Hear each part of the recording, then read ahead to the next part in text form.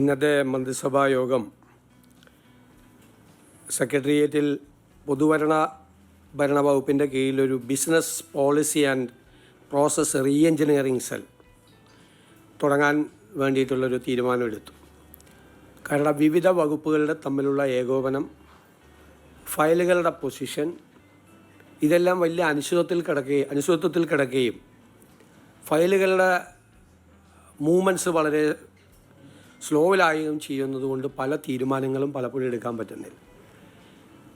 നമ്മൾ മുൻകൂട്ടി വാഗ്ദാനം ചെയ്തിരുന്നത് പോലെയുള്ളൊരു ഡാറ്റ ഡ്രിവൺ ഗവേണൻസിലേക്ക് ഗവൺമെൻറ് ചലിക്കുകയാണ്.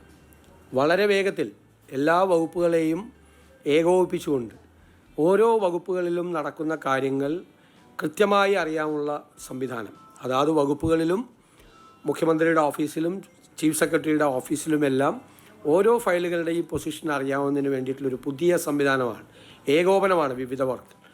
പ്രോജക്റ്റിൻ്റെ കാര്യത്തിലും ഈ ഏകോപനം ഉണ്ടാകും, പ്രോജക്റ്റ് മാപ്പിംഗ് ഉണ്ടാകും. എവിടെയെല്ലാം ഏതെല്ലാം വകുപ്പുകളുടെ കീഴിൽ സംസ്ഥാനത്തുടനീളം നടക്കുന്ന പ്രോജക്റ്റുകളുടെ മാപ്പിംഗ്, എന്തായിരിക്കും പൊസിഷൻ എന്ന് കൃത്യമായി അറിയാനുള്ള ഒരു സംവിധാനം കൂടി ഏർപ്പെടുത്തും. ഞങ്ങളുടെ പ്രാഥമികമായ പരിശോധനയിൽ കോടിക്കണക്കിന് രൂപയാണ് പ്രോജക്റ്റ് നടപ്പാക്കുന്നതിലെ കാലതാമസം മൂലം സംസ്ഥാന ഖജനാവിൽ നിന്ന് നഷ്ടപ്പെടുന്നത്. നേരത്തെ പറഞ്ഞതുപോലെ 100 കോടി രൂപയുടെ പദ്ധതി 2 കൊല്ലം കൊണ്ട് പൂർത്തിയാക്കേണ്ടത് 10 കൊല്ലം കഴിഞ്ഞാലും പൂർത്തിയാകുന്നില്ല. 100 കോടിയുടെ സ്ഥാനത്ത് 1000 കോടി രൂപയാവുകയാണ് 10 കൊല്ലം കഴിയുമ്പോൾ. റേറ്റിൻ്റെ വർധനവ്, കോൺട്രാക്ടറുടെ പ്രശ്നങ്ങൾ. അപ്പോൾ പ്രോജക്റ്റ് ഇംപ്ലിമെൻറ്റേഷൻ കേരളത്തിൽ ഈ ഖജനാവിൽ നിന്നുള്ള ചോർച്ചയ്ക്കുള്ളൊരു പ്രധാനപ്പെട്ട കാരണമാണ്. അപ്പോൾ കൃത്യമായി പ്രോജക്റ്റ് മാപ്പിംഗ് നടത്തി ഒരു പ്രോജക്റ്റ് പ്രോട്ടോക്കോൾ ഉണ്ടാക്കി, ഒരു അക്കൗണ്ടബിലിറ്റി ഉണ്ടാക്കി കൃത്യസമയത്ത് ഈ പദ്ധതികൾ തീർക്കാനുള്ള നടപടികൾക്കാണ് ഇതുവഴി നമ്മൾ തുടക്കം കുറിക്കുന്നത്. രണ്ടാമത് 2027 പത്മ പുരസ്കാരങ്ങൾക്കായി സംസ്ഥാന സർക്കാരിൻ്റെ നാമനിർദ്ദേശം കേന്ദ്ര ആഭ്യന്തര മന്ത്രാലയത്തിന് സമർപ്പിക്കുന്നതിന് വേണ്ടി തീരുമാനിച്ചു. സാധാരണ പേരുകൾ പുറത്ത് പറയാറില്ല, ഞാനും പറയുന്നില്ല. അത് പറഞ്ഞ് അവർക്ക് കിട്ടാതിരിക്കുകയും കിട്ടുകയും ഒക്കെ ചെയ്യുമ്പോഴല്ല സാധാരണ അത് പറയാറില്ല. പക്ഷെ നമ്മൾ തീരുമാനമെടുത്തു പത്മ അവാർഡിന് ആളുകളെ ശുപാർശ ചെയ്യുന്നതിന് വേണ്ടി വിവിധ രംഗങ്ങളിൽ നിന്നുള്ള. പോലീസ് വാഹനമിടിച്ച് മരണമടഞ്ഞ സ്കൂൾ വിദ്യാർത്ഥിയായ ജിനിരാജിൻ്റെ കുടുംബത്തിന് ധനസഹായം അനുവദിക്കുന്നതിന് വേണ്ടി കൂടി സർക്കാർ തീരുമാനം എടുത്തിട്ടുണ്ട്. ഇതെല്ലാമാണ് പ്രധാനപ്പെട്ട കാര്യങ്ങൾ. മറ്റൊന്ന്, ഹൈസ്പീഡ് റെയിലുമായി ബന്ധപ്പെട്ട് ഡൽഹി മെട്രോ റെയിൽ കോർപ്പറേഷൻ തയ്യാറാക്കിയ ഒരു റിപ്പോർട്ട്, ഒരു ഇടക്കാല റിപ്പോർട്ട് ഞങ്ങൾക്ക് സമർപ്പിച്ചിരുന്നു. അത് പരിശോധിക്കുന്നതിന് വേണ്ടിയിട്ട് ഒരു വിദഗ്ധ സമിതിയെ ചുമതലപ്പെടുത്തിയിരുന്നു. അതൊരു ധനകാര്യ വിദഗ്ധൻ, റെയിൽവേ വിദഗ്ധൻ, പാരിസ്ഥിതികമായി ബന്ധപ്പെട്ട് പ്രവർത്തിക്കുന്ന ആൾ, അങ്ങനെ 3 പേരാണ്. അത് ട്രാൻസ്പോർട്ട് സെക്രട്ടറിയും എൻ്റെ ഓഫീസിലെ OST ഉൾപ്പെടെയുള്ളൊരു ടീമാണ് അത് ചെയ്തത്. അവരത് പരിശോധിച്ച് ഉള്ള റിപ്പോർട്ട് ഇന്ന് സമർപ്പിച്ചിട്ടുണ്ട്. അതിലെ ഇതൊരു പൂർണ്ണമായ റിപ്പോർട്ടല്ല എന്നൊരു വിലയിരുത്തലിലാണ് അവർ എത്തിച്ചേർന്നിരിക്കുന്നത്. ഒന്ന്, കേരളത്തിൻ്റെ പരിമിതമായ സാമ്പത്തിക വിഭവശേഷി കാരണവും കൃത്യമായ സ്കോപ്പ്, സാധ്യതകൾ, യാത്രക്കാരുടെ എണ്ണം എന്നിവ തിട്ടപ്പെടുത്താത്തതിനാലും യാതൊരു തരത്തിലുള്ള പാരിസ്ഥിതിക സാമൂഹ്യ പഠനവും നടത്താത്തതിനാലും ഈ രൂപത്തിൽ പദ്ധതി ഏറ്റെടുക്കാൻ സാധിക്കില്ല. എന്നാൽ ചില തുടർ നടപടികൾ കമ്മിറ്റി ശുപാർശ ചെയ്യുന്നുണ്ട്. അതായത് ആദ്യഘട്ടത്തിലെ സ്ഥല പരിശോധനകൾ, ഭൂമി ഏറ്റെടുക്കൽ സംബന്ധിച്ച വിജ്ഞാപനങ്ങൾ അല്ലെങ്കിൽ ഭൂതല നിർമ്മാണവുമായി ബന്ധപ്പെട്ട യാതൊരു പ്രാരംഭ നടപടികളും ഇപ്പോൾ ആരംഭിക്കരുത് എന്നാണ് കമ്മിറ്റി ശുപാർശ ചെയ്തിരിക്കുന്നത്. കാരണം ഇതിൻ്റെ ഒരു കൃത്യമായ ഒരു എക്കണോമിക് മോഡൽ, ഇതിൽ എത്ര യാത്രക്കാർ യാത്ര ചെയ്യാനുള്ള സാധ്യതയുണ്ട്, പിന്നെ പാരിസ്ഥിതിക പഠനം, ഇതൊന്നും നടത്താതെ, അതാണ് നമുക്ക് കേരളയിൽ പറ്റിയ ഒരു അപകടം ഇതിൻ്റെ അകത്ത് ആവർത്തിക്കരുത് എന്നാണ് ശുപാർശ. കേരളയിൽ പറ്റിയത് ഈ പാരിസ്ഥിതിക പഠനവും മറ്റു കാര്യങ്ങളും നടത്തുന്നതിന് മുമ്പ് തന്നെ ഭൂമി ഏറ്റെടുക്കാനുള്ള നടപടികളുമായിട്ട് മുന്നോട്ട് പോയി. അപ്പോൾ അത് ചെയ്യാനുള്ള ഒരു കാരണവശാലും ചെയ്യരുത്. പിന്നെ സംസ്ഥാന സർക്കാർ സ്വതന്ത്രമായി 3-4 കാര്യങ്ങളിൽ സ്വതന്ത്രമായി പഠനം നടത്തണം. ഒന്ന്, ചരക്ക് ഗതാഗത സാധ്യതകൾ.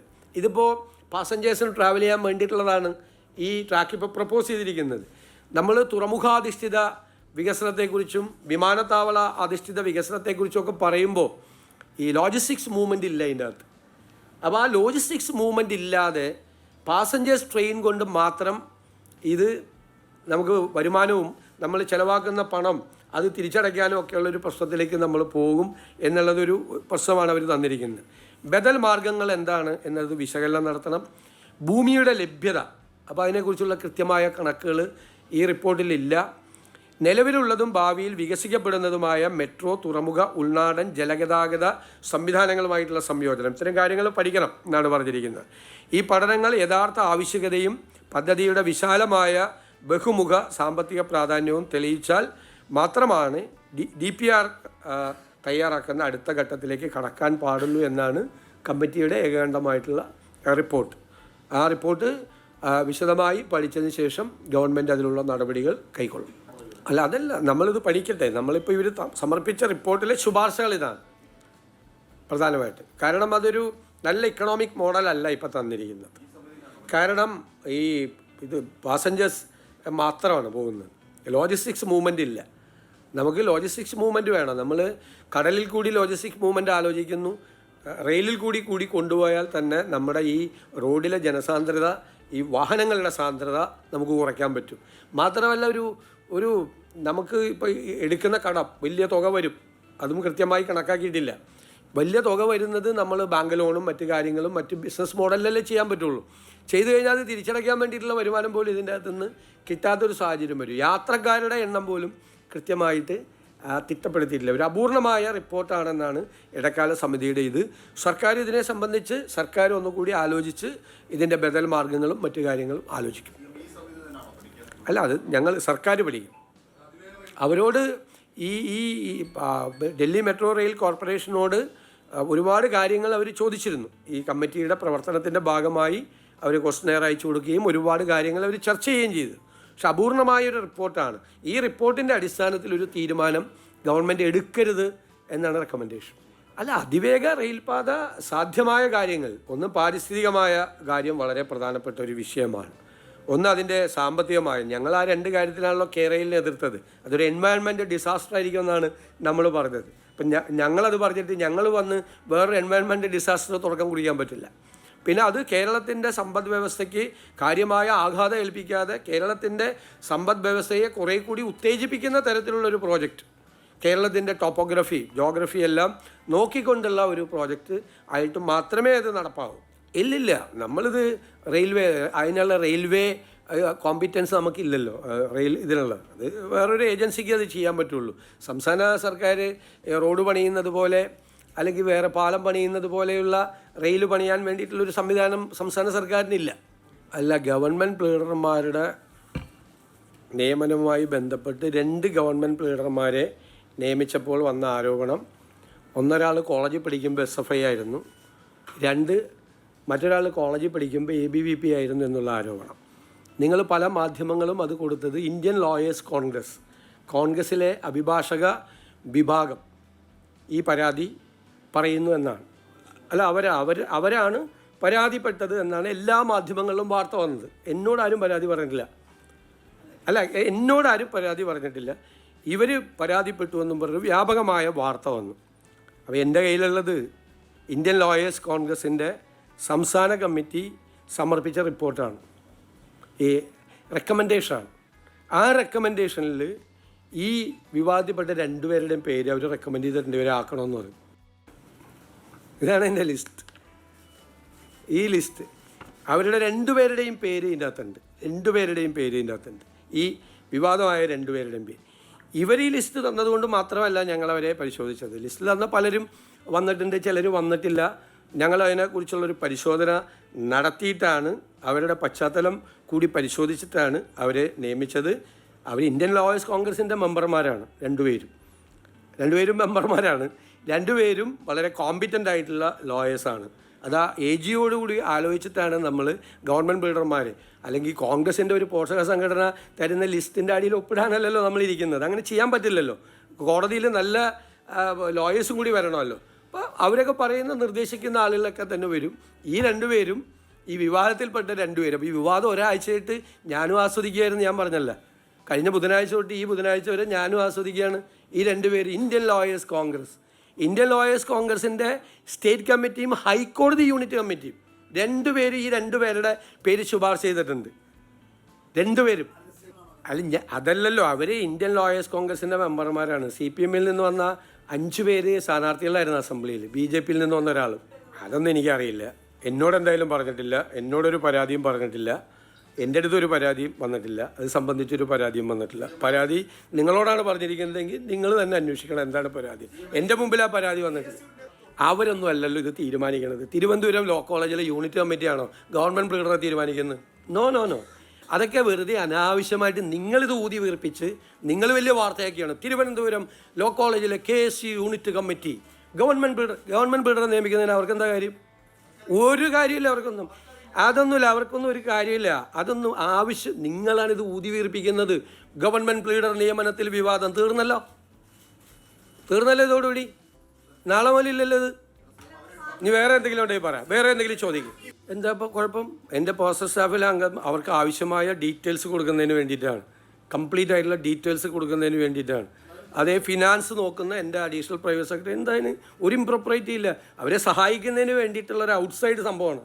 അവരെ സഹായിക്കുന്നതിന് വേണ്ടി ഞങ്ങൾ ഒരുപാട് സംവിധാനം ഫിനാൻസിൽ തന്നെ ഉണ്ടാക്കിയിട്ടുണ്ട്. കാരണം ഫിനാൻസുമായി ബന്ധപ്പെട്ടിട്ടാണ് ഒരുപാട് ഡേറ്റാസ് കൊടുക്കേണ്ടി വരും. ആ ഡേറ്റാസ് കൊടുക്കാൻ വേണ്ടിയിട്ട് കമ്മിറ്റിയുടെ പുറത്ത് നിന്ന്, കമ്മിറ്റിയിൽ അംഗമല്ല, കമ്മിറ്റിയുടെ പുറത്ത് നിന്നുള്ള ഒരു സപ്പോർട്ടിങ് സിസ്റ്റമാണ്. ഏത് കമ്മിറ്റി നമ്മൾ വന്നാൽ ഇത് കാരണം ഒരുപാട് ഡേറ്റാസ് ഉള്ള കമ്മിറ്റിയാണ്.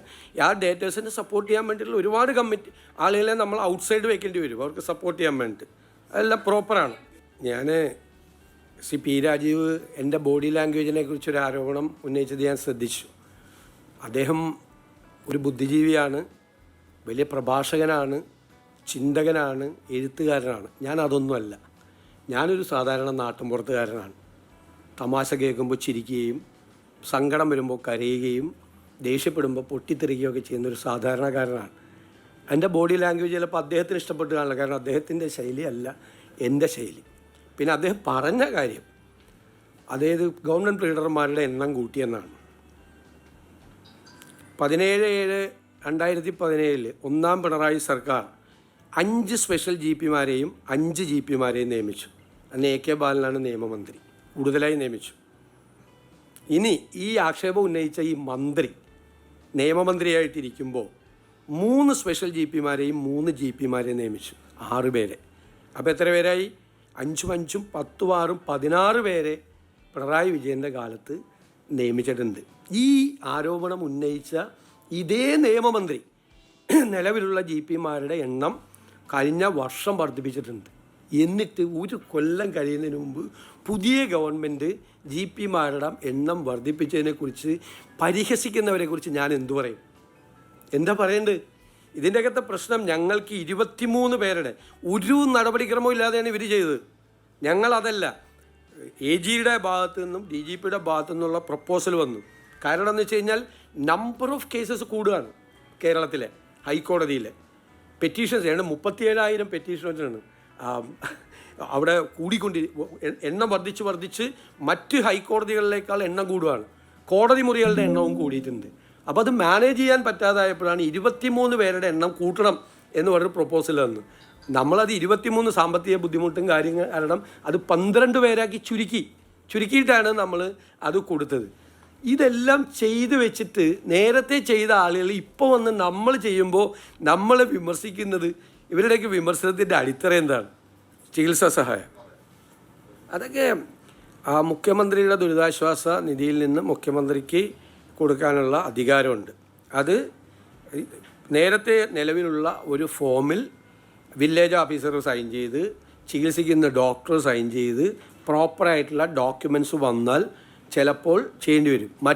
ചിലത് എല്ലാം ഓൺലൈനിലായിരുന്നു. ചില കേസ് അർജൻറ്റായിട്ട് ചെയ്യേണ്ടി വരും. ഓൺലൈനിൽ ഒരു അപേക്ഷ കൊടുത്താൽ ചിലപ്പോൾ 1 കൊല്ലമൊക്കെ പിടിക്കും കിട്ടാൻ വേണ്ടിയിട്ട്. ചില കേസ് അർജൻറ്റായിട്ടുള്ള സർജറി നടത്തേണ്ട കേസ്, ട്രാൻസ്പ്ലാന്റ് നടത്തേണ്ട കേസ്, അങ്ങനെയാണ്. പേപ്പറിൽ പണ്ട് ഏതോ സർക്കാരിലൊരു മന്ത്രി സിഗരറ്റിൻ്റെ കൂടിൽ എഴുതി കൊടുത്ത പോലെ ഒന്നും ഞാൻ ചെയ്യില്ല. അല്ല, നിങ്ങൾ തന്നെ ഇത് കൊടുത്തുകൊണ്ടിരിക്കുകയല്ലേ. SIT റിപ്പോർട്ടിനെ സംബന്ധിച്ച ഈ കാര്യം ഗവൺമെൻറ്റിൻ്റെ മുമ്പിൽ എത്തിയിട്ടില്ലല്ലോ. DGPയുടെ മുമ്പിലല്ലേ എത്തിയിട്ടില്ല. DGPയുടെ മുമ്പിലിരിക്കുന്ന ഒരു കാര്യത്തിന് ആഭ്യന്തരമന്ത്രി എങ്ങനെ തീരുമാനം എടുക്കണത്? മുഖ്യമന്ത്രി എങ്ങനെ തീരുമാനം എടുക്കണത്? അവിടുന്ന് റിപ്പോർട്ട് വരണം. അവിടുന്ന് റിപ്പോർട്ട് വരണം. നിങ്ങൾക്ക് പല ആളുകൾക്കും പല ധൃതി ഉണ്ടാവും, പല കാരണങ്ങളുടെ പുറത്ത്. ഞങ്ങളുടെ മുമ്പിൽ SIT രൂപീകരിച്ച് SIT അവർ റിപ്പോർട്ട് ചെയ്യേണ്ടത് ഹോം മിനിസ്റ്റർക്ക് മുഖ്യമന്ത്രിക്കല്ല, അവർ DGPക്കാണ് റിപ്പോർട്ട് ചെയ്യേണ്ടത്. DGP അത് പരിശോധിച്ച് അതിൻ്റെ പരിശോധന നടത്തി വേണ്ട കാര്യങ്ങൾ ആഭ്യന്തരമന്ത്രിയെയും മുഖ്യമന്ത്രിയെയും അറിയിക്കും. അപ്പോൾ നമ്മൾ നടപടിയെടുക്കും. ഇതൊക്കെ ഓരോ വാർത്തകളാണ്, ഓരോ ദിവസത്തെ രാവിലത്തെ ഉണ്ടാക്കുന്ന ഓരോ വാർത്തകളാണ്. എന്ത് പ്രസക്തിയാണ് ആ വാർത്തയ്ക്കുള്ളത്? അത് നിങ്ങൾ തന്നെ അങ്ങ് തീരുമാനിക്കുമല്ലേ. നിങ്ങൾ തന്നെ നിങ്ങളുടെ ലീഡായിട്ട് നിങ്ങൾ എഴുതുന്ന സാധനത്തിന് ഞാനെന്തിനാ മറുപടി പറയണേ? ഞങ്ങൾക്കൊരു പ്രൊസീജിയറുണ്ട്. SIT അന്വേഷിക്കുന്ന കാര്യത്തിൽ SITയിലെ ഉദ്യോഗസ്ഥനെ ആഭ്യന്തരമന്ത്രിക്ക് വിളിച്ചു വരുത്തിയിട്ട് ആ റിപ്പോർട്ടും കൊടുത്താൽ എനിക്കിപ്പോൾ തന്നെ നടപടി എടുക്കണം, കാരണം ഏഷ്യാനെറ്റിൽ വാർത്ത വന്നിട്ടുണ്ട് എന്ന് പറഞ്ഞിട്ട് കൊടുക്കാൻ പറ്റുമോ? നടപടി എടുക്കാൻ പറ്റുമോ? അയാൾ കോടതി പോവും. അങ്ങനെ ഒരാൾക്കെതിരെ നടപടി എടുത്താൽ ആൾ കോടതി പോവും. ഞാൻ ഏഷ്യാനെറ്റ് എന്ന് പറഞ്ഞത് അജിത ചോദിച്ചുകൊണ്ട് പറഞ്ഞതാണ്. അതിൽ ഞാൻ പറയും എല്ലാവരും വാർത്താ മാധ്യമങ്ങളിലെ വാർത്ത കണ്ടിട്ട് SIT ഉദ്യോഗസ്ഥരോട് വിളിച്ച് ആഭ്യന്തരമന്ത്രിക്ക് റിപ്പോർട്ട് ചോദിക്കാൻ പറ്റുമോ? There is A procedure. ആ പ്രൊസീജിയർ ഫോളോ ചെയ്യാതെ നടപടി എടുക്കുകയോ നടപടി എടുക്കാതിരിക്കുകയോ രണ്ട് ചെയ്താലും ഇപ്പോഴുള്ള കാലത്ത് ആളുകൾ കോടതി പോകും. കോടതി പോകുമ്പോൾ നിങ്ങൾ വിമർശിക്കും, നടപടിക്രമം പൂർത്തിയാക്കാതെ നടപടി എടുത്തു, ആൾ കോടതിയിൽ പോയി സ്റ്റേ ചെയ്തെന്ന് ഇതേ റിപ്പോർട്ട് ചെയ്ത ആളുകൾ വേറെ വാർത്ത കൊടുക്കും. സർക്കാരിൻ്റെ ഭാഗത്തു നിന്ന് അലംഭാവം, സർക്കാർ കാര്യങ്ങൾ ശ്രദ്ധിച്ചില്ല, നടപടിക്രമങ്ങൾ പാലിക്കാതെ നടപടിയെടുത്തു, അപ്പോഴും ഒരു വാർത്ത കൊടുക്കാം. ഇതൊക്കെ വാർത്തയ്ക്ക് വേണ്ടിയുള്ള വാർത്തകളാണ്.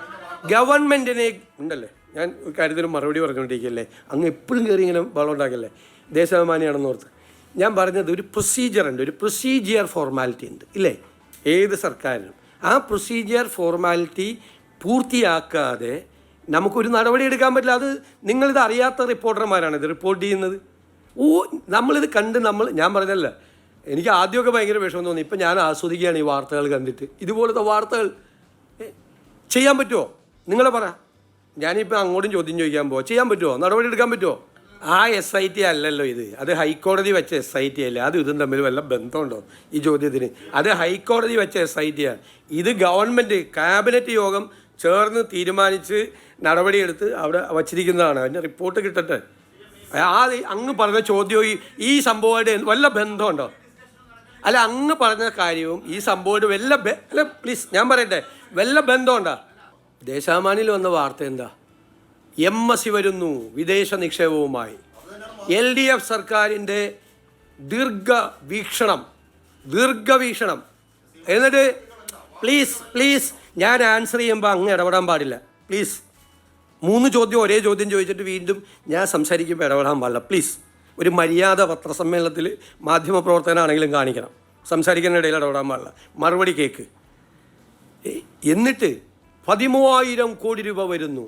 ഈ MScയുടെ നിക്ഷേപം പിണറായി സർക്കാരിൻ്റെ ദീർഘവീക്ഷണം എന്ന് വാർത്ത കൊടുത്തിട്ട് അതേ പിണറായി വിജയൻ വന്ന് ഞാനുമായിട്ട് ഗൂഢാലോചന നടത്തിയിട്ടാണ് MSc വരുന്നതെന്ന് പറഞ്ഞപ്പോൾ പറഞ്ഞതാണ്. നിങ്ങളാണല്ലോ ഈ വാർത്ത ഉണ്ടാക്കിയത്. അജിത് കുമാറിനെ രക്ഷിക്കാനുള്ള ശ്രമം നടത്തുന്നു എന്നും പറഞ്ഞല്ല. നിങ്ങൾ വാർത്ത കൊടുത്തു. നിങ്ങളിപ്പോൾ അത് വഴിയിലായി. ആ ആഭ്യന്തരമന്ത്രി വളരെ ഭംഗിയായിട്ട് അത് വിശദീകരിച്ചു. നടപടിക്രമങ്ങൾ നിങ്ങളല്ല നടപടിയെടുക്കേണ്ടത്, മാധ്യമങ്ങളല്ല നടപടിയെടുക്കേണ്ടത്, ഗവൺമെൻറ്റാണ്. ഗവൺമെൻറ് അതിനൊരു പ്രൊസീജിയറുണ്ട്. ആ പ്രൊസീജിയർ കംപ്ലീറ്റ് ആയിട്ട് ഫില്ല് ചെയ്ത് ഞങ്ങൾ ചെയ്യുള്ളൂ. മനസ്സിലായില്ലേ? അത് നടപടി എടുക്കുമ്പോൾ നിങ്ങളെ അറിയിക്കും. അത് അപ്പം അറിഞ്ഞാൽ മതി നിങ്ങൾ എന്താ ചെയ്യാൻ പോണേന്ന്. നിൽക്ക് എല്ലാവരും ഇടി ചോദിക്കില്ല. നിങ്ങളപ്പം അറിഞ്ഞാൽ മതി, ഞങ്ങൾ പറയും. നിങ്ങളപ്പം അറിഞ്ഞാൽ മതി എന്താണ് ഇതിൻ്റെ നടപടിക്രമമെന്നും ഞങ്ങൾ എന്താ ചെയ്യാൻ പോണേന്നും തീരുമാനമെടുത്തിട്ട് നിങ്ങളെ അറിയിക്കും. അപ്പം നിങ്ങൾ അറിഞ്ഞാൽ മതി. കൈരളിൽ നിന്ന് വന്ന നിർഭനായ LDF യോഗം ചേരാത്തതിനെ പറ്റി ഒരു പരാതിയില്ല. UDF ഞങ്ങൾ കുറേ ആദ്യം നടപടി അത് ഞങ്ങൾ തീരുമാനിച്ചോളാം. ഞങ്ങളുടെ പൊളിറ്റിക്കലായിട്ടുള്ള കാര്യമാണ്. UDF എപ്പോൾ യോഗം തീരുമാനിക്കും?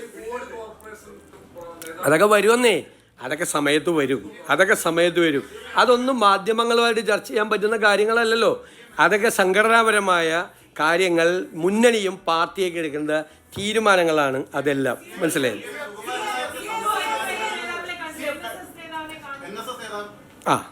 ഇനി അടുത്തത് വേറൊരു പഴയ മന്ത്രി പറയുന്നത് കേട്ടു. ഞാൻ ഹിന്ദു കയറി ഇറങ്ങിയാണ് BJP നേതാക്കൾ മുഖ്യമന്ത്രിയുടെ ഓഫീസ്. ഹിന്ദു ഐക്യവേദിയുടെ നേതാക്കൾ എന്നെ കാണണം എന്നാവശ്യപ്പെട്ടു. ഞാൻ അവർക്ക് സമയം കൊടുത്തു. അവർ വന്ന് കാണാൻ പറഞ്ഞു. അത് പബ്ലിക് കാണുന്ന സമയത്താണ് അവരെ ഒന്ന് എന്നെ കണ്ടത്. ഞാൻ അവരെ മുറിയിൽ കയറ്റിയിരുത്തി കണ്ടു. അതിൽ 2 പേര് എനിക്കെതിരായിട്ട് നിരന്തരമായ വ്യാപകമായ പ്രചരണം നടത്തിയിരുന്ന ആളുകളാണ്. ഞാൻ അവരുടെ പേര് കണ്ടപ്പോൾ അവരെ കാണാൻ പറ്റില്ല എന്ന് ഞാൻ പറയാമോ? അവരെന്നെ കണ്ട് അവർക്കൊരു നിവേദനം നൽകാൻ വന്നതാണ്. നിവേദനം നൽകി. ഇന്നലെ നമുക്ക് ഗവൺമെൻറ്റിനെതിരായി സമരം നടത്തിക്കൊണ്ടിരിക്കുന്ന NGO യൂണിയൻ നേതാക്കൾ, ഗസറ്റഡ് ഓഫീസേഴ്സ് അസോസിയേഷൻ്റെ നേതാക്കൾ, അധ്യാപക സംഘടന GPMൻ്റെ KSTയുടെ നേതാക്കൾ കാണാൻ വന്നു. ഞാൻ ഇവരെ ഇരുത്തിയ അതേ കസേരയിൽ തന്നെ അവരെയും ഇരുത്തി അവരുമായിട്ട് സംസാരിച്ചു. ഞാൻ കോൺഗ്രസിൻ്റെയും UDFൻ്റെയും മാത്രം മുഖ്യമന്ത്രിയാണോ? കേരളത്തിലെ മുഖ്യമന്ത്രിയല്ലേ? എന്നെ കാണാൻ വരുന്നവരോട് ഞാൻ നിങ്ങളെ കാണില്ല എന്ന് പറയാമോ? ഞാൻ അത് ചെയ്താലല്ലേ തെറ്റ്? പിന്നെ പഴയ മന്ത്രിയായിരുന്ന ശ്രീ റിയാസാണ് പറഞ്ഞത് ഇവിടെ കയറി ഇറങ്ങുകയാണെന്ന് പറഞ്ഞു. അദ്ദേഹത്തിനോട് എൻ്റെ മറുപടി, ഞാൻ ഒളിച്ചല്ല കണ്ടത്. പിണറായി വിജയൻ ചെയ്തതുപോലെ RSS നേതാക്കളെ വേറെ കാറിൽ പോയി മസ്കറ്റ് ഹോട്ടലിൽ പത്രക്കാരെയൊക്കെ മാറ്റി നിർത്തി ആരെ അറിയാതെ ഒളിച്ചല്ല കണ്ടത്. അതാണ് റിയാസിനുള്ള മറുപടി. ഒളിച്ചല്ല കണ്ടത്, രഹസ്യമായിട്ടല്ല കണ്ടത്. ഇവിടെ 100 കണക്കിന് ജനങ്ങൾ കാണാൻ വേണ്ടി വരുന്ന കൂട്ടത്തിൽ അവർ നേരത്തെ പറഞ്ഞു, അവർ വന്ന നിവേദനം അവർ തന്നു, അവരുമായി സംസാരിച്ചു. ഇതൊക്കെ എനിക്ക് തോന്നുന്നു ഞാൻ അവർക്ക് ഒരു അനുമതി നിഷേധിച്ചാലാണ് അത് വാർത്ത, അല്ലേ? അനുമതി നിഷേധിച്ചാലാണ് വാർത്ത. തെറ്റായ വാർത്തയാണ്. അദ്ദേഹം എൻ്റെ പ്രൈവറ്റ് സെക്രട്ടറിയെ വിളിച്ചിരുന്നു. എന്നെ ഫോണിൽ കിട്ടാണ്ട് ഞാൻ ബജറ്റിൻ്റെ തയ്യാറെടുപ്പിൻ്റെ സമയത്ത് എൻ്റെ അടുത്ത് ഫോണുണ്ടായില്ല, ഞാൻ മാറി നിൽക്കുകയായിരുന്നു. അദ്ദേഹം വിളിച്ചെന്ന് പറഞ്ഞപ്പോൾ ഞാൻ അദ്ദേഹത്തെ തിരിച്ചു വിളിച്ചു, വളരെ കോഡിയലായിട്ട് സംസാരിച്ചു. അപ്പോൾ നമുക്ക് എപ്പോഴെങ്കിലും ഒന്ന് കാണണം എന്ന് പറഞ്ഞു. ഞാൻ പറഞ്ഞു ഉറപ്പായിട്ട് കാണാം, കുറച്ച് കാര്യങ്ങൾ പറയാനുണ്ടെന്ന് പറഞ്ഞവർക്ക് കാണാമെന്ന് പറഞ്ഞു. കാണാമെന്ന് ഞാൻ അദ്ദേഹത്തോട് പറഞ്ഞു. ഞാൻ ഫോണിൽ കൂടി പറഞ്ഞു. അപ്പോൾ അത് കഴിഞ്ഞിട്ട് ആ ആഴ്ച ഞാൻ ബജറ്റ് അവതരിപ്പിക്കുന്ന ദിവസമാണ്. ഞാൻ ഇവിടുന്ന് എങ്ങും പോയിട്ടില്ലല്ലോ, ഫുൾ ടൈം ഞാൻ നിൽക്കുകയാണ്. പക്ഷെ ബജറ്റ് അവതരിപ്പിക്കുന്നതിന് മുമ്പ് തന്നെയാണെന്ന് തോന്നുന്നു 2 ദിവസം കഴിഞ്ഞപ്പോൾ ഇങ്ങനെ നിങ്ങൾ വാർത്ത, എനിക്കറിയില്ല അദ്ദേഹം പറഞ്ഞാണോ പറഞ്ഞില്ല എന്നറിയില്ല, ഒരു യോഗത്തിൽ ഞാനിങ്ങനെ ഇത് കൊടുത്തില്ല എന്നും പറഞ്ഞു. അദ്ദേഹം പറഞ്ഞായിട്ട് ഞാൻ കണ്ടില്ല, വാർത്ത വരുന്നത് ഞാൻ കണ്ടു. ഞാൻ അദ്ദേഹത്തോട് പറഞ്ഞു, ഞാനിപ്പോൾ ഇത് നിങ്ങൾ കേട്ടു, തുഷാർ വെള്ളാപ്പള്ളി അദ്ദേഹം എന്നെ കാണണമെന്ന് പറഞ്ഞു. അദ്ദേഹം എൻ്റെ ആലുവയിലുള്ള വസതിയിൽ ആളുകൾ എന്നെ കണ്ടുകൊണ്ടിരിക്കുന്ന സമയത്ത് വന്ന് കണ്ടു, എന്നെ വന്ന് അഭിനന്ദിച്ചിട്ട് അദ്ദേഹം പോയി. അതിനും വന്ന് ആരോപണം. അതിനെന്താ, ഞാൻ തുഷാർ വെള്ളാപ്പള്ളി വരുമ്പോൾ തുഷാർ വെള്ളാപ്പള്ളി വരാൻ പാടില്ല എന്ന് പറയാമോ? ഞാൻ പറയാൻ പാടില്ലല്ലോ. ആര് വന്ന രാജീവ് ചന്ദ്രശേഖർ അദ്ദേഹം എന്നെ വന്ന് മുഖ്യമന്ത്രിയുടെ ഓഫീസിൽ വന്നാണ്. അദ്ദേഹം MLA കൂടിയല്ലേ. അദ്ദേഹത്തിൻ്റെ നിയോജകമണ്ഡലത്തിലെ കുറേ കാര്യങ്ങൾ എൻ്റെ അടുത്ത് കൊണ്ടു തന്നു. ഇവരൊക്കെയായിട്ട് നമ്മൾ കാണണ്ടേ?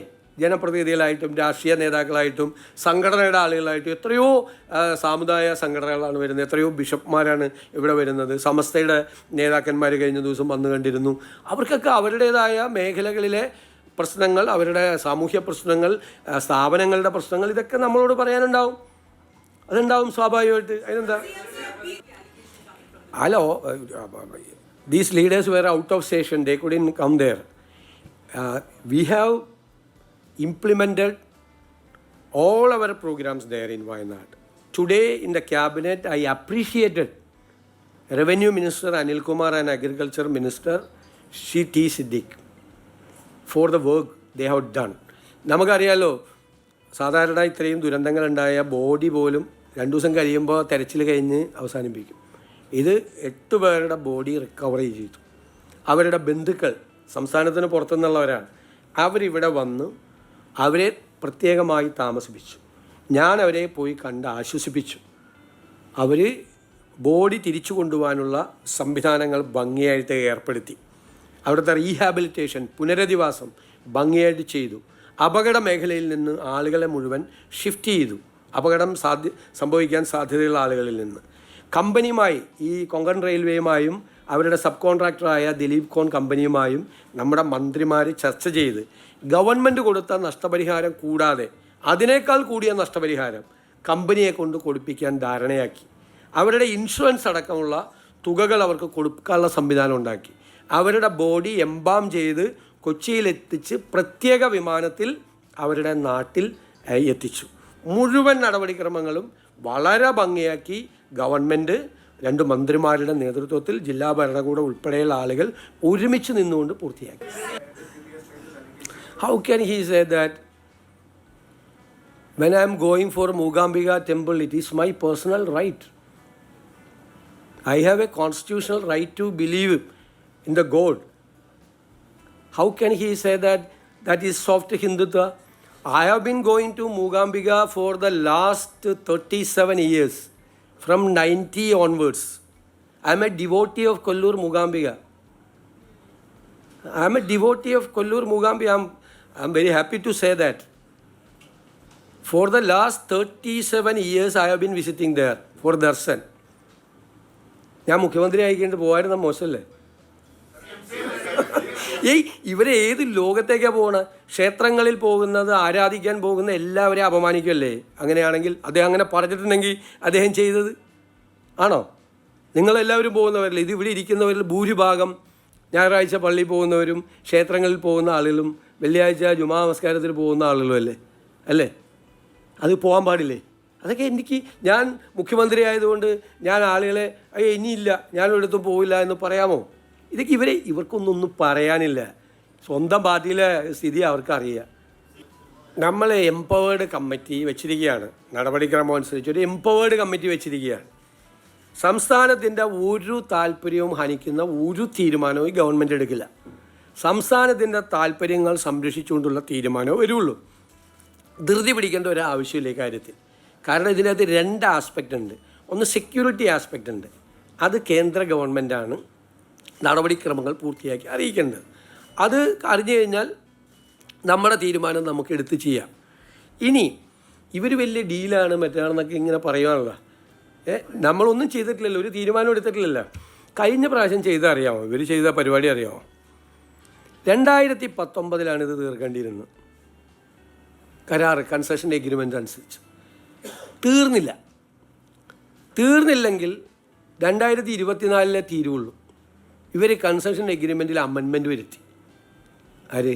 പിണറായി സർക്കാർ 5 വർഷം കൂടി നീട്ടിക്കൊടുത്തു. 5 വർഷം നീട്ടിക്കൊടുക്കുമ്പോൾ 40 വർഷം ഇത് നടപ്പാക്കാനുള്ള അവകാശം 45 വർഷമാക്കി കൊടുക്കുകയാണ് ചെയ്തത്. 40 എന്നുള്ളത് 45ആയി. ഈ കൺസെഷൻ എഗ്രിമെൻറ്റിൽ ഒരു ക്ലോസ് ഉണ്ടായിരുന്നു. ഇവർ വൈകിയാൽ ഒരു ദിവസം ഇവർ 12 ലക്ഷം കൊടുക്കണമെന്ന്. 12 ലക്ഷം 5 കൊല്ലം വൈകിയപ്പോൾ അവർ കൊടുക്കേണ്ട സർക്കാരിന് പെനാൽറ്റി, പീനൽ പ്രൊവിഷനാണ്, കൊടുക്കേണ്ട തുക 219 കോടിയാണ്. ഒറ്റ പൈസ ഇതെല്ലാം ഒഴിവാക്കി കൊടുത്തവർ. 2 ഘട്ടമായി എല്ലാം ഒഴിവാക്കി കൊടുത്തു. അതെന്ത് ഡീലായിരുന്നു? 219 കോടി രൂപ അദാനി പോർട്ട് ഗവൺമെൻറ്റിന് ഈ പീനലായിട്ട് ഈ വൈകിയതിന് ഒരു ദിവസം 12 ലക്ഷം രൂപ വെച്ച് 5 കൊല്ലം 1825 ദിവസം ഇൻറ്റു 12 ലക്ഷം ഒന്ന് കൂട്ടിയേ കാൽക്കുലേറ്ററിൽ. 219 കോടി രൂപ. ഞാൻ കാൽക്കുലേറ്ററിൽ നോക്കിയതാണ്. 219 കോടി രൂപ അത് കൊടുക്കണമായിരുന്നു. എന്ത് പ്രളയം, കോവിഡ്, നഷ്ടപരിഹാരം കൊടുക്കണമെന്നാണ്. പ്രളയം കോവിഡ് എത്ര നാളുണ്ടായിരുന്നു? പ്രളയം കോവിഡ് എത്ര നാളുണ്ടായിരുന്നു? അല്ലല്ല ഞാൻ പറയണേ. ഇവർ ഈ ചോദിച്ചതിന് ഞാൻ മറുപടി പറയട്ടെ. പ്രളയവും കോവിഡും എത്ര നാളുണ്ടായിരുന്നു? 1 മാസം പ്രളയം, വേണമെങ്കിൽ ഒരു 4 മാസം കോവിഡ്. ആയിക്കോട്ടെ, 5 മാസമല്ലേ? 5 കൊല്ലത്തേക്കുള്ള ഇളവാണ് കൊടുത്തത്. 5 വർഷത്തേക്ക്. ന്യായീകരിക്കല്ലേ? 5 വർഷത്തേക്ക് 219 കോടി രൂപ. അത് കുറച്ചാൽ മതിയായിരുന്നു. 150 കോടിയാക്കിയാൽ മതിയായിരുന്നു. ആ കോവിഡിൻ്റെ കാലവും മറ്റത് ഒഴിവാക്കിയാൽ മതിയായിരുന്നു. അവർക്ക് ഒഴിവാക്കി കൊടുക്കുകയാണ്. എന്നിട്ടൊരു 43 കോടി രൂപ പിന്നെ കൊടുക്കണം, 43 കോടി രൂപ പിന്നെ കൊടുക്കണമെന്ന് പറഞ്ഞു. അതും കൊടുത്തില്ല, അതും അവർ തന്നില്ല. അതും ആൾക്ക് വയബിലിറ്റി ഫണ്ടിൽ അഡ്ജസ്റ്റ് ചെയ്ത് കൊടുത്തു. ആരാണ് ഡീല്? ഇപ്പം ഇവരെ ഡീലിനെ കുറിച്ച് പറയണേ. ഈ ഡീല് നടത്തിയ പരിചയം കൊണ്ടാണോ ബാക്കിയുള്ളവരെ അധിക്ഷേപിക്കാൻ വേണ്ടിയിട്ട് ഇവർ വന്നിരിക്കുന്നത്? ഇതിനൊക്കെ മറുപടി പറയണമല്ലോ. എന്തിനാണ് കൺസെഷൻ എഗ്രിമെൻറ്റിൽ ഞങ്ങളൊന്നും ചെയ്തില്ലല്ലോ, ഒന്നും ചെയ്യാതെ നിങ്ങളെ കൂടി ആഘോഷിക്കല്ലേ? വിഴിഞ്ഞത്ത് അത് ചെയ്തു ഇത് ചെയ്തു എന്ന് പറഞ്ഞ് ആഘോഷിക്കല്ലായിരുന്നോ? കുറേ ദിവസം ആഘോഷിക്കും. ഞങ്ങളൊന്നും ചെയ്തില്ലല്ലോ, ഒരു നടപടിയും ഇതുവരെ തീരുമാനം എടുത്തിട്ടില്ലല്ലോ. അതല്ല അവിടെ ചോദിച്ചത്. എന്ത് തീരുമാനം എടുക്കും? തീരുമാനം എംപവേർഡ് കമ്മിറ്റിയുടെ റിപ്പോർട്ട് വരും. ഞങ്ങൾ പറഞ്ഞിട്ടുണ്ട് സ്റ്റേറ്റിൻ്റെ ഇൻട്രസ്റ്റ്, സ്റ്റേറ്റിന് ഏതാണ് ഇൻട്രസ്റ്റ് അത് പ്രൊട്ടക്റ്റ് ചെയ്തുകൊണ്ടുള്ള തീരുമാനം എടുക്കും. അതല്ല എംപവേർഡ് കമ്മിറ്റി പരിശോധിക്കുകയല്ല. എംപവേർഡ് കമ്മിറ്റി തന്ത്രപ്രധാനമായ കാര്യങ്ങളും സെക്യൂരിറ്റി കാര്യങ്ങളും പരിശോധിക്കേണ്ടത് കേന്ദ്ര ഗവൺമെൻറ്റാണ്. മിനിസ്ട്രി ഓഫ് ഹോം അഫെയർസും മിനിസ്ട്രി ഓഫ് ഷിപ്പിംഗാണ് അത് പരിശോധിക്കേണ്ടത്. നമ്മൾ സ്റ്റേറ്റിൻ്റെ ഇൻട്രസ്റ്റാണ് നമ്മൾ പ്രൊട്ടക്റ്റ് ചെയ്യേണ്ടത്. അപ്പോൾ പ്രതിപക്ഷ നേതാവ് കൺസെഷൻ എഗ്രിമെൻറ്റ് വായിക്കാതെയാണ് ആരോപണം ഉന്നയിച്ചത്. അല്ല, പ്ലീസ് ലെറ്റ് മീ കംപ്ലീറ്റ്. നിങ്ങളെന്താ എത്ര ചോദ്യം ചോദിച്ചു? എന്താ പറഞ്ഞത് പ്രതിപക്ഷ നേതാവ്? പ്രതിപക്ഷ നേതാവ് പറഞ്ഞത് ഇവിടെ കുത്തക വരും. ആരുടെ? MSCയുടെ കുത്തക വരും. അവിടെ കുത്തക വരാതിരിക്കാനുള്ള പ്രൊട്ടക്ഷൻ ആ കൺസെഷൻ എഗ്രിമെൻറ്റിലുണ്ട്. 5(8) ഉണ്ട്. ഇവിടെ കോമൺ യൂസർ ഫെസിലിറ്റി വേണം, മോണോപ്പൊളി പാടില്ല എന്നാണ്. കോമൺ യൂസർ ഫെസിലിറ്റി വേണം. നമ്മുടെ കൺസെഷൻ എഗ്രിമെൻറ്റിൽ അത് പ്രൊട്ടക്റ്റ് ചെയ്തിട്ടുണ്ട്. ആ ക്ലോസ് പ്രൊട്ടക്റ്റ് ചെയ്തിട്ടുണ്ട്. നമ്മൾ സ്റ്റേറ്റിൻ്റെ താല്പര്യത്തിന് വിഘാതം എന്തെങ്കിലും ഉണ്ടോ, നമ്മളിതിന് അനുമതി കൊടുത്താൽ ഒന്ന് പരിശോധിച്ച് കൃത്യമായി പരിശോധിച്ചിട്ട് തീരുമാനം എടുക്കുകയുള്ളൂ. പിന്നെ ഞങ്ങൾ തീരുമാനം എടുക്കുന്നതിന് മുമ്പ് ഞങ്ങൾ എടുക്കാൻ പോണ തീരുമാനം ഇതായിരിക്കും, ഞങ്ങൾ ഇങ്ങനെയായിരിക്കും എടുക്കാൻ പോകണമെന്നൊക്കെ നിങ്ങൾ ഊഹത്തിൽ വാർത്ത കൊടുത്തു. അതാണ് അജിത് കുമാറിൻ്റെ കേസിൽ നിങ്ങൾ കൊടുത്തുകൊണ്ടിരിക്കുന്ന വാർത്ത. അതുപോലെ തന്നെയാണ് ഞങ്ങൾക്ക് ഒരു റൈറ്റ് ഉണ്ട്, മനസ്സിലായ? നിങ്ങൾ റിപ്പോർട്ടർമാരോ അല്ലെങ്കിൽ മാധ്യമങ്ങളോ ഇക്കാര്യത്തിലല്ല തീരുമാനം. ഞങ്ങളല്ലേ തീരുമാനം. ഞങ്ങളെല്ലാം ഞങ്ങൾ എടുക്കുന്ന തീരുമാനം തെറ്റാണെങ്കിൽ നിങ്ങൾ പറഞ്ഞോ, ശരിയാണെങ്കിലും പറയുമല്ലോ നിങ്ങൾ തെറ്റാണെന്ന്. അതൊക്കെ പറഞ്ഞു, അതൊക്കെ നിങ്ങളുടെ അവകാശം. തീരുമാനം ഇതാണ് സർക്കാർ എടുക്കാൻ പോകുന്നത്, ഇങ്ങനെ തീരുമാനം എടുക്കാം സർക്കാർ പോവുകയാണെന്നൊന്നും നിങ്ങൾ പറയല്ലേ. അതിനുള്ള അവകാശമെങ്കിലും ഞങ്ങൾക്ക് ദയവ് ചെയ്ത്. ഇല്ല, അതൊക്കെ അവർക്ക് അവരുടെ പാർട്ടിയിൽ നിന്ന് തന്നെ കൃത്യമായ മറുപടി കിട്ടുന്നുണ്ടല്ലോ. വിഴിഞ്ഞത്തെ MD മാറ്റിയത് എന്തിന്? മാറ്റിയതുകൊണ്ടൊരു കുഴപ്പമില്ലെന്ന് ഏറ്റവും സീനിയറായിട്ടുള്ള CPM നേതാക്കന്മാർ പറഞ്ഞില്ലേ? വിഴിഞ്ഞത്തിൽ അനാവശ്യമായ ആരോപണങ്ങൾ ഉന്നയിക്കരുത് എന്ന് സീനിയർ CPM നേതാക്കന്മാർ തന്നെ പറഞ്ഞില്ലേ? ഇപ്പം എന്താ അവസാനം പഴയ നിയമമന്ത്രി പറഞ്ഞത് ഓഹരി കൈമാറുന്നതുകൊണ്ട് കുഴപ്പമില്ലെന്ന്. പിന്നെന്താ കുഴപ്പം? ഇപ്പം മാറ്റി. പക്ഷെ അതിനൊന്നും നിങ്ങൾ U-turn എന്ന് പറഞ്ഞില്ല. ഒക്കെ സംഘടനാപരമായ തീരുമാനമല്ലേ. ആദ്യം നിങ്ങൾ അവരോട് പറഞ്ഞു ആ പ്രതിപക്ഷ ഉപനേതാവിനെ തീരുമാനിക്കാൻ പറ. അതിൻ്റെ ഞങ്ങൾ KPC പ്രസിഡന്റിനെ തീരുമാനിക്കാം. അതൊന്നും ഞങ്ങൾ നോക്കിയിരിക്കുക ആരാ പ്രതിപക്ഷ ഉപനേതാവ് എന്ന്. അല്ലല്ല, അത് ചോദിക്കും. അല്ലല്ല, അതുപോലെ എന്താ കുഴപ്പം? മന്ത്രിയായ എന്താ കുഴപ്പം? അല്ല, അവിടെ ആവാം, അത് കുഴപ്പമില്ല. ഇടയ്ക്ക് ആ ചോദ്യം കൂടിയൊക്കെ ഒന്ന് ചോദിക്കേ. അത് ചോദിക്കൂലല്ലോ, ആകെ ചോദിക്കാമല്ലോ. അല്ല, അത് ഞങ്ങളുടെ സംഘടനാപരമായ കാര്യമല്ലേ. അതെനിക്ക് കൈരളിയോട് പറയേണ്ട ആവശ്യമില്ലല്ലോ. ഞങ്ങളുടെ സംഘടനാപരമായ കാര്യം ഞങ്ങൾ എന്ത് ചെയ്യാൻ പോകുന്നു, KPC പ്രസിഡന്റ് എപ്പോഴാണ് തീരുമാനിക്കുന്നത്, ആരായിരിക്കും KPCC പ്രസിഡന്റ് എന്ന് എനിക്ക് പറയാൻ പറ്റുമോ? ആ ചോദ്യം ശരിയല്ലല്ലോ. ആ ചോദ്യത്തിന് ഒരു ഇംപ്രോപ്പറൈറ്റി ഉണ്ട്. ഞാനതിനെ ആൻസർ ചെയ്യാൻ പറ്റുമോ? എന്നിട്ട് അത് വിവാദമാക്കാനാണ് ഞാൻ എന്തെങ്കിലും ആൻസർ ചെയ്തിട്ട് ഞാനതിലൊന്നും വീഴില്ല. അത്രയും ചോദ്യങ്ങളുണ്ട്. എനിക്ക് പരാതിയൊന്നും കിട്ടിയിട്ടില്ല. ഞാനും ആ വാർത്ത വായിക്കുന്നുണ്ട്. കംപ്ലൈൻറ്റ് വന്നാൽ അപ്പോൾ നമുക്ക് നോക്കാം. പരാതി ആരെങ്കിലും പറഞ്ഞു കഴിഞ്ഞാൽ നമുക്ക് അപ്പോൾ ആലോചിക്കാം. നമ്മുടെ മുമ്പിൽ പരാതിയില്ല. അത് വന്നിട്ടുണ്ടെങ്കിൽ അവർ പോലീസ് പരിശോധിച്ച് വേണ്ടത് ചെയ്യും. ഒരു ആക്ഷേപം വന്നു കഴിഞ്ഞാൽ പോലീസ് പരിശോധിച്ച് ചെയ്യും. അല്ലാതെ വാർത്തകളിങ്ങനെ വരുമല്ലേ, നിങ്ങൾ കുറച്ചുകൂടി കൊണ്ടുപോകാം പുറത്തേക്ക്. ഇതൊക്കെ ചെറിയ ചെറിയ കാര്യങ്ങളല്ലേ പറയുന്നത്. 8 ലക്ഷം 10 ലക്ഷം 15 ലക്ഷം ഒക്കെ അല്ലേ പറയില്ല. അതിലൊക്കെ കയറി നമ്മൾ അതിനേക്കാളും വലിയ കാര്യങ്ങൾ നിങ്ങൾ പുറത്തു കൊണ്ടുപോകാം. കുറച്ചുകൂടി അങ്ങോട്ട് ഈ മൈക്രോസ്കോപ്പിക് ലെൻസ് കുറച്ച് അങ്ങോട്ടൊക്കെ ഒന്ന് ആ CPMൻ്റെ അവിടെ കുറച്ച് ഇപ്പുറത്തൊക്കെ ഒന്ന് വെക്കുക. ഇങ്ങോട്ട് മാത്രം വെച്ചുകൊണ്ടിരിക്കല്ലേ. വാടക ഏത് വാടക കരാർ? അത് നീട്ടുവാണെങ്കിൽ അപ്പം അറിയിക്കുക. നീട്ടുവാണെങ്കിൽ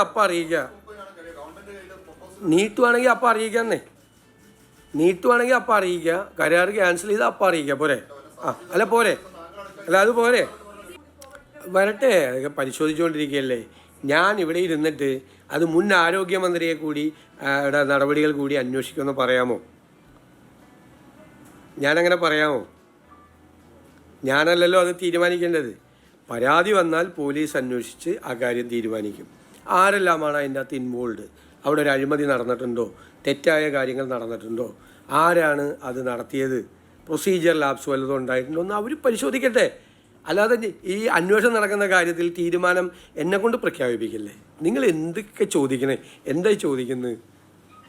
high speed rail, the DMRL, Delhi Metro Rail Corporation, has submitted a project before the government. The government appointed a expert committee, including environment, railway and financial expert. They submitted a report before the government today.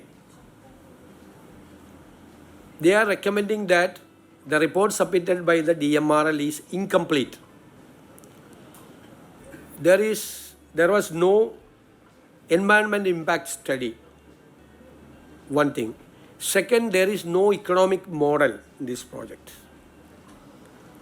And they have not studied about the viability and feasibility of the project. Fourth, only passenger services are included in the proposal. When the government declared a policy to develop various ports and airports, the connectivity and logistics is very important. There is no mention about the logistics in this proposal. So this is an incomplete proposal. Government themselves have to examine various factors. Before preparing a DPR, government should not go for land acquisition and freezing of the land and other proceedings. So before preparing the DPR, the government has to examine various factors, the financial viability, the environment impact, and number of passengers, possible number of possible passengers, and the possibility for the logistics. All these factors should be examined. Then only, if the government satisfied with all these facts, then only the government can direct the